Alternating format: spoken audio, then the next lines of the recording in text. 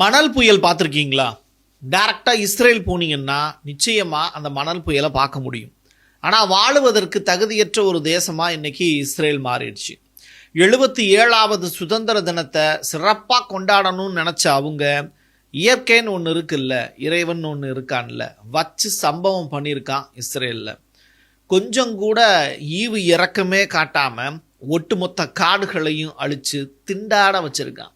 இருந்தாலும் நெதன்யாகுவுக்கு புத்தி வரல. சிரியாவில் இருக்கக்கூடிய அந்த பேலஸின் மீது தாக்குதலை நடத்தியிருக்கார். வெஸ்ட் பேங்கில் இருக்கக்கூடிய மக்களை கொண்டிருக்கார். காசாவில் இருக்கக்கூடிய மக்களை இவ்வளவு பெரிய சம்பவம் நடந்துக்கிட்டு இருக்கும்போதே இப்படிப்பட்ட வேலையை பார்க்குறீங்கன்னா நீ எவ்வளவு பெரிய இனப்படுகொலையாளன் அப்படின்னு இன்டர்நேஷ்னல் கிரிமினல் கோர்ட் ஆஃப் ஜஸ்டிஸில் இருக்கக்கூடியவங்க கண்டிப்பாக கேட்க தான் செய்வாங்க. நம்மளும் அதை பற்றி கேட்டு பார்த்துட்டு வந்துடலாமா? வாங்க பார்க்கலாம் உறவுகளே. இது பிரசாத் சிக்னேச்சர். இந்த ஏரியாவை பற்றி முதல்ல பார்த்துட்டு வந்துடலாம். அங்கே இருக்கக்கூடிய ட்ரூஸ் அப்படிங்கிற கம்யூனிட்டி, இவங்க இஸ்ரேல்லையும் வாழ்கிறாங்க. மொத்தமாக பார்க்கும்போது ஒரு 10 லட்சம் மக்கள் அந்த இடத்துல வாழ்கிறாங்க.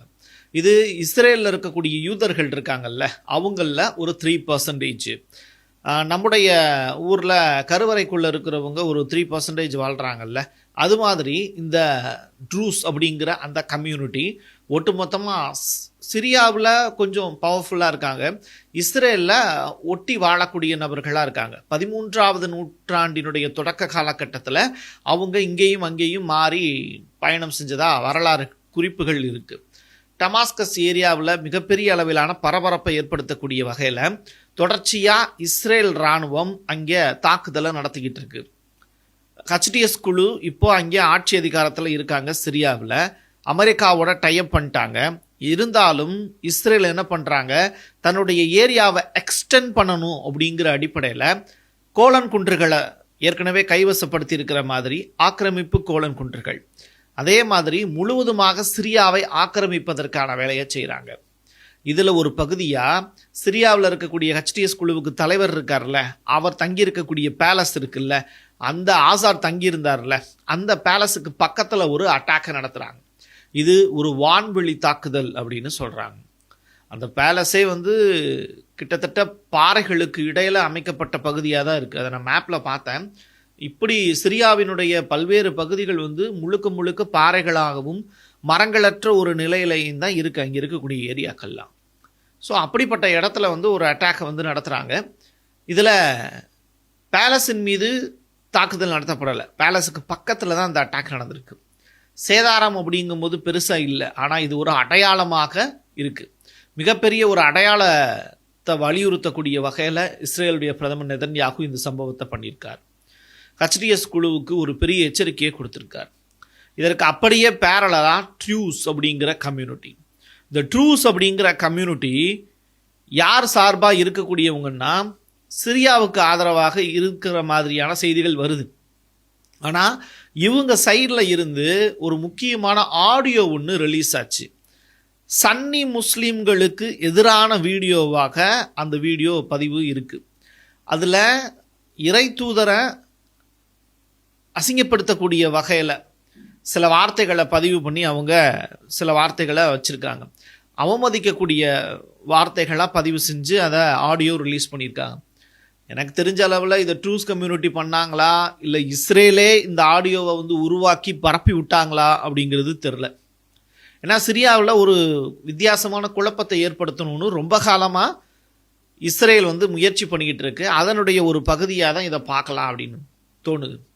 ஏன்னா திருடனுக்கு தேல் கொத்தின மாதிரி பொத்திக்கிட்டு இருக்கணுங்கிற கதையாக ட்ரூஸ் கம்யூனிட்டியை இப்படித்தான் வச்சுருக்கணும் அப்படின்னு இஸ்ரேல் முடிவு பண்ணியிருக்கலாம். இந்த ட்ரூஸ் கம்யூனிட்டியினுடைய தலைவர் என்ன சொல்கிறாரு, இந்த ஆடியோவுக்கும் எங்களுக்கும் சம்பந்தமே இல்லை அப்படிங்கிறார். பட் இதை இஸ்ரேல் செய்திருக்கலாம் அப்படிங்கிற மறைமுகமான தகவல் வந்துக்கிட்டு இருக்கு. இந்த ஆடியோ இன்னைக்கு சமூக ஊடகங்கள் முழுவதும், ஏன் குவைத்தில் இருந்து சவுதி அரேபியா வரைக்குமே நம்முடைய சப்ஸ்கிரைபர்கள் இந்த ஆடியோவை நம்முடைய மெயிலுக்கு அனுப்பிச்சிருந்தாங்க. இதை கேட்கும் போது எனக்கு முதல்ல ஒன்றும் புரியலை. எனக்கு இந்த ஆக்சுவலி அரபிக் மொழியில் அது இருக்குது. அரபிக் மொழி நமக்கு தெரியாது. அப்போது தெரிஞ்சவங்க கிட்ட, இங்கே இருக்கக்கூடிய நம்ம இஸ்லாமிய சகோதரர்கள் நண்பர்கள் இருக்காங்க, அவங்கக்கிட்ட கேட்கும்போது இதான் அர்த்தம் இதான் அர்த்தம் அப்படின்னு சொல்லும்போது மனசுக்கு கொஞ்சம் கஷ்டமாக இருந்தது. ஸோ எது எப்படியோ அது மட்டுமல்ல, இந்த ட்ரூஸ் கம்யூனிட்டியை தப்பிச்சு வைக்கணும் அப்படின்னு சொல்லிட்டு அங்கேருந்து போகக்கூடியவங்கள வேற ஒரு இடத்துக்கு மடைமாற்றுறாங்க. அப்படி போனவங்களை மொத்தமாக ஒரு 45 பேரை இஸ்ரேல் வந்து ஒரே இடத்துல வச்சு கொலை செஞ்சுருக்காங்க. இதுவும் வந்து ட்ரூஸ் கம்யூனிட்டியை பயங்கரமாக கோபமடைய வச்சுருக்கு.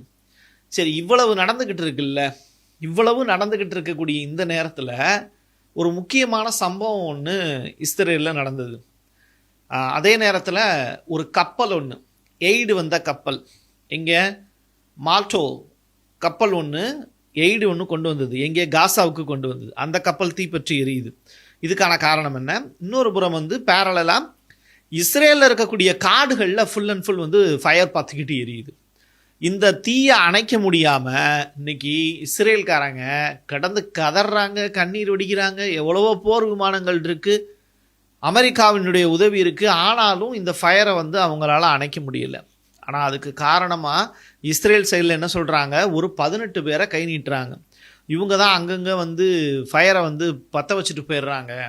இது வந்து மேபி பாலஸ்தீனுடைய வேலையாக கூட இருக்கலாம், பாலஸ்தீன் நாட்டுக்காரவங்களுடைய வேலையாக கூட இருக்கலாம் அப்படின்னு சொல்கிறாங்க. பட் இதெல்லாம் வந்து இயற்கையாகவும் செயற்கையாகவும் வைக்கப்பட்ட தீயா அப்படின்னு கேட்டால், பற்றி எரியக்கூடிய காட்டு தீயை பார்க்கும்போது இஸ்ரேலால் அதை அணைக்க முடியல. அப்படி இருக்கும்போது ஒரு பெரும் ஃபயர் ஒன்று ஏற்படுது இல்லை, அது காட்டு தீங்கிறது வந்து இயற்கையாக வர்றது தான், அதை ஒன்றுமே பண்ண முடியாது நம்மளால். இப்போ அமெரிக்காவில் கலிஃபோர்னியாவில் ஒரு காட்டு தீ வந்துச்சு. அவ்வளோ பெரிய அமெரிக்கா, அவ்வளோ உலகின் வல்லாதிக்க சக்தி, ஆனால் ஒட்டுமொத்த கலிஃபோர்னியாவும் அழிச்சு முடிச்சதற்கு பிறகு தான் அந்த காட்டு தீ தானாக அடங்குச்சு. அதை தடுத்து நிப்பாட்டுறதுக்கு அமெரிக்க அதிபர் ட்ரம்ப்பால் கூட முடியல, தோற்று போயிட்டாரு. அப்படி இருக்கும்போது இஸ்ரேல் நாட்டுக்காரங்க ஏமாத்திரம் அங்கே இருக்கக்கூடிய பைன் மர காடுகள் வந்து வேணும்னே பாலஸ்தீன மக்கள் வந்துடக்கூடாதுங்கிறதுக்காக பைன் மர காடுகளை வளர்த்தாங்க, பயங்கரமாக வளர்த்தாங்க. அந்த பைன் மரம் வந்து அதிகமாக உடனே வளர்ந்துடும், டக்குன்னு வளரக்கூடிய ஒரு மரம். இப்போ நம்ம மூங்கில் இருக்குன்னு வச்சுக்கோங்களேன், 4 வருஷம் மண்ணுக்குள்ளேயே கிடக்கும், 5ஆவது வருஷம் தான் வளரும். பைன் மரங்கள் அப்படி கிடையாது, கடன்னு வளர ஆரம்பிச்சிடும், பக்கத்தில் வளர ஆரம்பிச்சிடும், கருவ மரம் மாதிரின்னு வச்சுக்கோங்களேன். அப்படி ஒரு பெரிய பைன் மரங்கள் இருக்கக்கூடிய ஒரு காடு, அந்த காடு முழுவதும் அப்படியே பற்றி எரியுது. தீப்பற்றி எரியக்கூடிய காட்சிகள் படு ஜோராக இருக்குது. அங்கே இருக்கக்கூடிய இஸ்ரேலியர்கள்லாம் ஓடக்கூடிய காட்சிகளை பார்க்கும்போது பாலஸ்தீன மக்களுக்கு செய்த துரோகம் வந்து ஞாபகம் வருது. நிலத்தை ஆக்கிரமித்து அந்த மக்களை வந்து துன்புறுத்திய காட்சிகள், இன்னமும் இனப்படுகொலைங்கிறது அங்கே நடந்துக்கிட்டு இருக்கு. அதற்கான தண்டனைங்கிறது இஸ்ரேலியர்களுக்கு இங்கே இருக்கக்கூடிய சட்டத்திட்டங்கள் மூலிமா கிடைக்கல. ஆனால் இயற்கையும் இறைவனும் இருக்கிறான் அப்படிங்கிற அடிப்படையில் அங்கே இருக்கக்கூடிய இஸ்ரேலியர்களுக்கு இந்த காட்டுத்தீ அப்படிங்கிறது ஒரு மிகப்பெரிய வரப்பிரசாதம் தான் சொல்லணும். நெக்கே அப்படின்னு சொல்லிட்டு ஒரு பகுதி, அங்கே ஒரு பயங்கரமான இந்த மணல் புயல் இருக்குல்ல, இதுவும் எங்கே இருக்குது, நெக்கேங்கிறது இஸ்ரேலில் தான் இருக்குது. இங்கே இருக்கக்கூடிய அந்த மணல் புயல்னால இஸ்ரேலிய மக்கள் வெளியிலே வர முடியல, வேலைக்கு போக முடியல, சம்பாதிக்க முடியல. ஸோ இப்படிப்பட்ட ஒரு சூழ்நிலைக்கு அவங்க தள்ளப்படுறாங்க. அப்போது இந்த சுச்சுவேஷனை நீங்கள் யோசிச்சு பாருங்கள். இப்படி ஒரு ஸ்டோம், ஒரு பெரிய புயல் வந்து மணல் புயல்னால மக்கள் பாதிக்கப்படுறாங்கங்கிற ஒரு செய்தி இருக்குல்ல, இது அப்படியே நீங்கள் ஒரு நாட்டில் நடக்குதுன்னு வச்சுக்கோங்களேன், இவ்வளோ பெரிய சம்பவங்களாக நடந்துக்கிட்டு இருக்குன்னா அந்த நாடு என்ன பண்ணுவாங்கன்னா அந்த மக்களை காப்பாற்றுறதுக்கான தேவையான வேலையை செய்வாங்க. இஸ்ரேல் என்ன பண்ணுறாங்க, அவங்களுடைய ஐடிஎஃப் படைகளை டக்குன்னு வந்து வெஸ்ட் பேங்க் பக்கம் அனுப்பி அங்கே இருக்கக்கூடிய மக்களை கொலை பண்ணு அப்படின்னு சொல்லி அனுப்பி வைக்கிறாங்க. இது லாஸ்ட் 1 வீக்காக இந்த நிகழ்வு நடந்துக்கிட்டு இருக்கு. நானும் வேடிக்கை பார்த்துக்கிட்டே இருக்கேன், ஏன்னா நம்ம இங்கே இந்தியா பாகிஸ்தான் விஷயத்தில் பிஸி ஆகிட்டோம்ல. ஸோ அந்த மாதிரியான நிகழ்வு போயிட்டுருக்கு.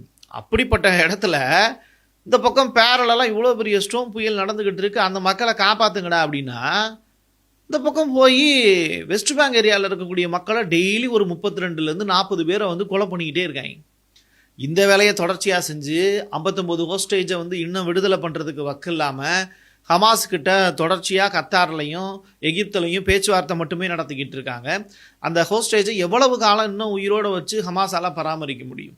59 ஹோஸ்டேஜ் வச்சுருக்காங்க, ஒட்டுமொத்தமாக 59 பேரையும் விடுதலை பண்ணுறேன். நீ பாலஸ்தீனில் பிடிச்சி வச்சுருக்க பாலஸ்தீன கைதிகள் ஒரு 10,000 பேருக்கு மேலே பிடிச்சி வச்சுருக்க, அதில் 4,000லேருந்து 5,000 பேர் வந்து குழந்தைகளாக இருக்காங்க, அவங்கள பூரா ரிலீஸ் பண்ணுன்னு கேட்குறாங்க.